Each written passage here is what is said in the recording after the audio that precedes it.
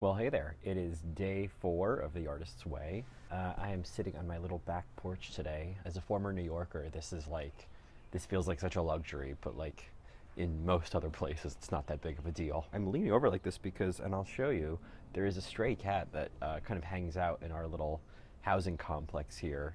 Hey, Rosalie, you want to say hi? All right, we'll get to you later. But anyway, so yesterday I had a real breakthrough. You know, a lot of the stuff that we carry today, like a lot of the stuff I carry about money and about being seen and about like people's opinions of me. And these are really old wounds. Either wanting to be seen and not being seen, or having to hide from other people for fear of being seen and being judged. It's one of those things where like that just becomes this old wound that you just keep honoring for like the remainder of your life.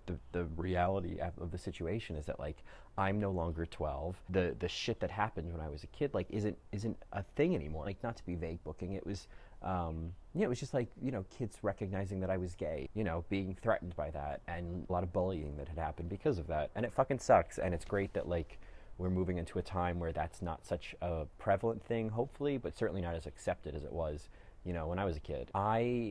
I just have been carrying that wound for so long, and I think it really got activated again in me not, doing these day jobs anymore, doing these like shadow artist roles. It's a big theme in the first week of The Artist's Way is really exploring in what ways you've been doing something in the shadow of what you really want to be doing. I think as I left my day job and I moved to California and I just was like a writer and a coach, I was the things that I was passionate about. I just think there was a lot of vulnerability about that, and a lot of exposure, and a lot of that old stuff got brought up again of like, oh man, people are going to kind of see me at my truest. And like when I worked in digital advertising, like while I wanted people to think I was doing a good job, like it wasn't me.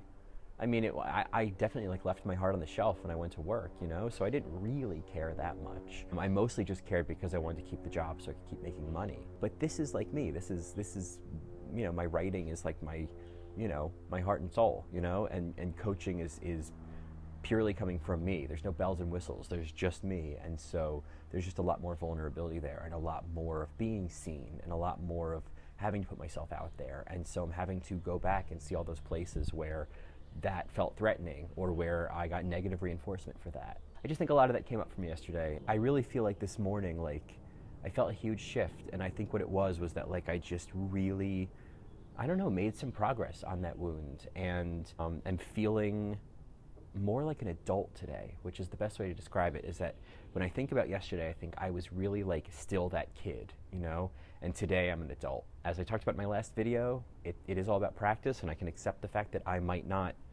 backtrack a little bit, I might not maintain this, but I feel like I'm an adult approaching this. Calling it practice is a very adult approach, instead of like desperately holding on to it, which is like what the child version of me who's freaked out would do.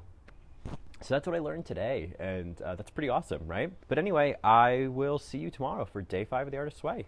Bye.